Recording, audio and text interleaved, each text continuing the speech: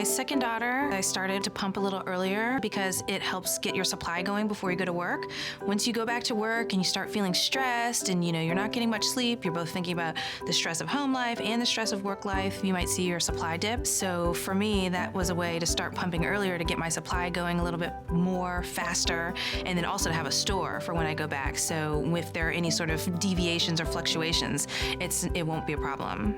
I was really nervous when I went back to work the first time. I really didn't know what to expect, and because I think I had such a hard time nursing with Kennedy and her tongue tie, I wasn't sure how pumping was gonna work, whether I was gonna have enough milk. I had a hard time having enough pumped when I had to go back to work, so I was a little concerned about that. But one of my friends told me, don't worry, because when you go to work, since you won't be nursing at all, you'll pump out plenty. And when I did get stressed at work or didn't get enough sleep and it affected my supply, I just tried to remind myself, and my friends reminded me, it evens back out.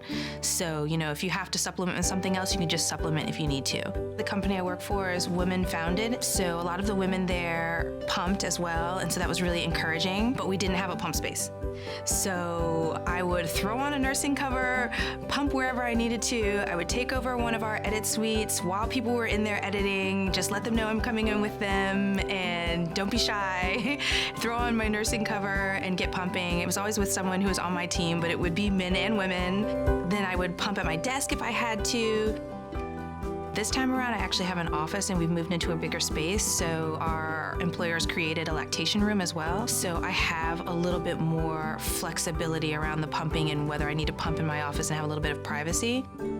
Being on a schedule and working around a schedule, having a pump schedule is definitely helpful so that you can plan, and if you need to notify anyone, then maybe they can figure out how to work around it a little bit if people are willing to.